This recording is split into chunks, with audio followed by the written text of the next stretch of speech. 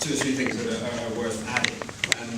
One is that, there has been, we're all being very qualified about it quite correctly, but there has been, one positive development in the form of the end of the Rajapaksa regime. But there is also, concurrent with that, been a development which does not help what we're trying to do and what we're trying to achieve in the cause of justice. And that is a fundamental change in sort of the geostrategic considerations of a lot of the countries involved. America, which once spoke, all different sections of America, different sections of the American government, through from sort of State Department through to military, spoke with one voice when they were concerned about the Rajapaksa regime, and in particular, not human rights, but the Rajapaksa regime's tilt towards China.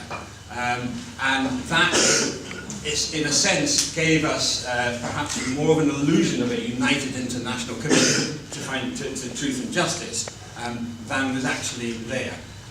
And we've seen since the election of the Sirisena government a fundamental change. We've seen America now speaking with two different voices, for example, and America did play a key role in this, remember, and arguing, we've actually heard voices arguing very specifically and explicitly for America to lower its voice on human rights. So there is an international drive towards recognizing and preserving the Syria regime, whatever the cost. And the cost could be an abandonment or a lack of, looking the other way when the Syrian regime fails to carry out the promises which it undertook at the UN. And just look at some of the events. I mean, you'll be familiar with these, but just look at some of the events that happened just in the last 2-3 months. You had the OCHR report which said quite clearly that if established before a court of law, the allegations would amount to war crimes, or could amount to war crimes and crimes against humanity.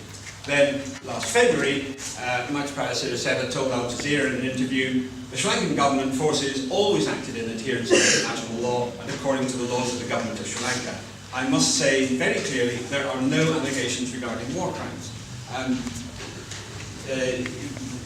So right away, we're beginning to see this complete denial, which makes the support. I'm going to make a point about our government. It goes on to, we also saw the High Commissioner warning, as we've mentioned, against a purely domestic court. And then, again in February, Ranil Wickremesinghe said that the Sri Lankan constitution will not permit foreign judges to sit in domestic inquiries that would deal with mass atrocities. He said although judges participate, they would not be allowed to sit in it. We've seen a whole series of events. We've seen the announcement that there were only less than 300 prisoners still held. We saw the Human Rights Commission, the High Commissioner saying, this is called distress and it must be followed by rapid action to identify who's still alive. But there has been absolutely no real progress on that. And then we had this extraordinary revelation last month that the 58th Division actually have a list of people who were taken prisoner, but we still see no sign of that list. And of course then we see the ongoing process of land grabs. We see villages being created which are effectively colonisation of the north and east. We've seen, I think there was a recent report that 16,000 acres have been cleared in the north and east to establish settlements by the military authorities.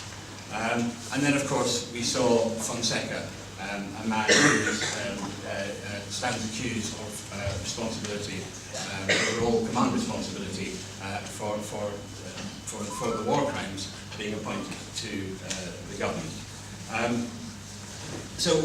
And yet, despite all these events, we are not hearing an international outcry. We are not hearing howls of outrage from the governments who before were complaining about the behaviour of the Rajapaksa government.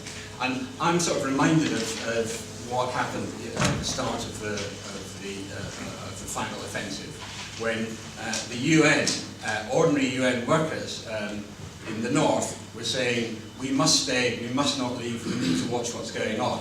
And they were ordered out by the UN, and they were ordered out by the UN on the grounds that the UN was there as a guest of the Sri Lankan government, and that if the UN was to carry on doing its work, which is doing its work with IDPs, doing its work with building camps, and doing the work it's supposed to do, it could not speak out.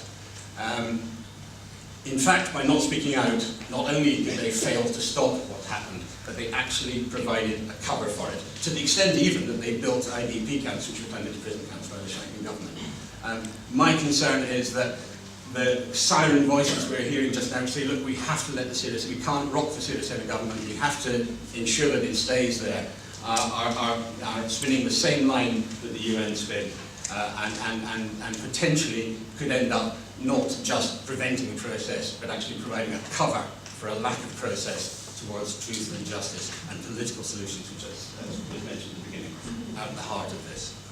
Thank you.